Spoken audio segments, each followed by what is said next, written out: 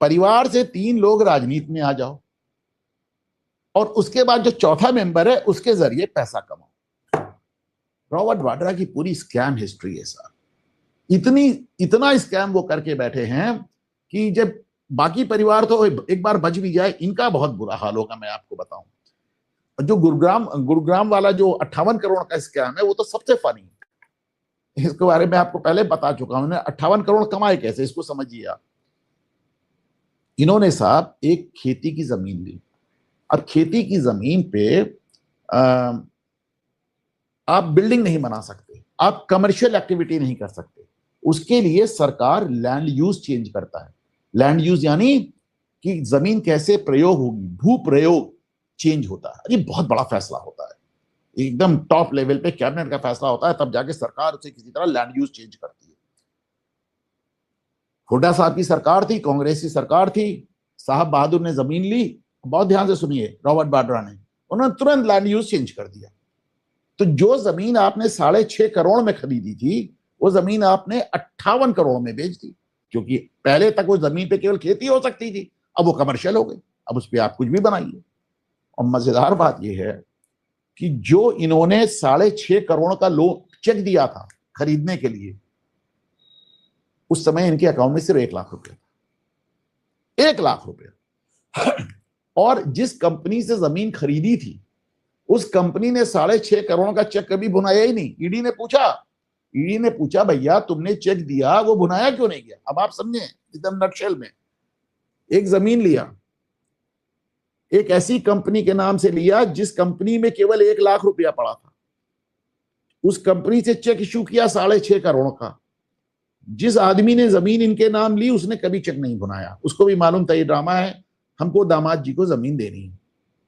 और बाद में लैंड यूज चेंज करा के उसको 58 करोड़ में बेच दिया। एकदम डकैती। अच्छा ये बताइए, इस तरह की हरकतें कौन करेगा? वही करेगा ना जिसको लगेगा कि मेरी जांच कभी होगी ही नहीं। क्यों नहीं होगी? हमें तो हमेशा सत्ता में रहना है। ये एक बड़ा गड़बड़ वाला इनके माइंडसेट आ जाता है सत्ताधीशों क्या। कौन सा एक शेर था कि तुमसे पहले जो इस गद्दी पे सत्ता नशीन था, उसको भी अपने खुदा होने का इतना ही यकीन था, समथिंग लाइक दैट। तो अपने को खुदा समझ लेते हैं साहब। और रॉबर्ट वाड्रा का तो दिमाग देखिए, पढ़े लिखे हैं नहीं। जब हम इंटरफेल की बात करते हैं तो रॉबर्ट वाड्रा को भूल जाते हैं। वो क्या कि भाई राजीव गांधी की डेथ हो गई थी, प्रियंका गांधी के आसपास आते जाते थे एक मामूली बर्तन वाला, आज क्या आपने देखा है प्राइवेट जेट से चलता है, शाही दामाद हो गया। इनके लिए तो एयरपोर्ट पे नोटिस लगती थी बाकायदा, जहां सारे सब लोगों के पद होते थे, पदनाम होते थे, केवल रॉबर्ट वाड्रा का नाम होता था कि इनकी चेकिंग नहीं होगी। बहुत ध्यान से देखिए, president, vice president, prime minister, governor, former president, farmer vice president, नाम इसमें सिर्फ एक है, 2 हैं, एक दलाई लामा का और दूसरा रॉबर्ट वाड्रा का। कि साहब इनकी चेकिंग नहीं होगी। देखिए किसी ने मुझे वो शेर भेजा है जो अभी मैं आपको सुना रहा था कि तुमसे पहले जो एक शख्स यहां तख्त नशीं था, उसको भी अपने खुदा होने का इतना ही यकीन था। तो साहब एकदम खुदा थे तो सब सारी चीजें खत्म हो गई। अच्छा उसके बाद कंफ्यूजन की लिमिट क्या है कि उन्हें लगता है कि देश की जनता उनको पुकार रही है, उन्हें सांसद के रूप में देखना चाहती है। अमेठी में राहुल गांधी हार गए, उन्होंने कहा देश की जनता मुझे संसद में देखना चाहती है। व्हाट अ जोक, मतलब एकदम कॉमेडियन है यार। और लेकिन ठीक है, बाकी लोग चढ़ाए रहते हैं। आपने पप्पू यादव का भी बयान देखा ही होगा, देश की बहू हैं, देश की मां हैं, जो चाहे कर सकती हैं। बहरहाल एक मोटी सी बात मुझे समझ में आई, जब मैंने 3 अक्टूबर की FIR देखी तो मुझे समझ में आया कि सरकार भी थोड़ा सा इस मामले में सीरियस है।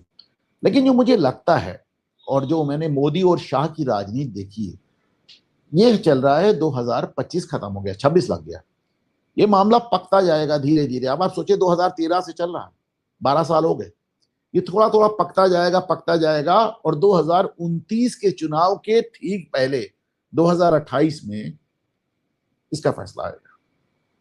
और तब 2 ही चीजें होंगी, या तो इनको सजा होगी जब, तो या तो आप चुनाव लड़ने से खत्म हो जाएंगे, या हाई कोर्ट या सुप्रीम कोर्ट आपको रिलीफ दे देगा तो आप चोर कहलाएंगे, आप चोर कहलाएंगे। जब आप चुनाव लड़ने जाएंगे तो लोग कहेंगे देखो चोर आया, 420 आया। मुझे लगता है कि यह मामला 2029 तक या उसके जस्ट पहले तक जाएगा।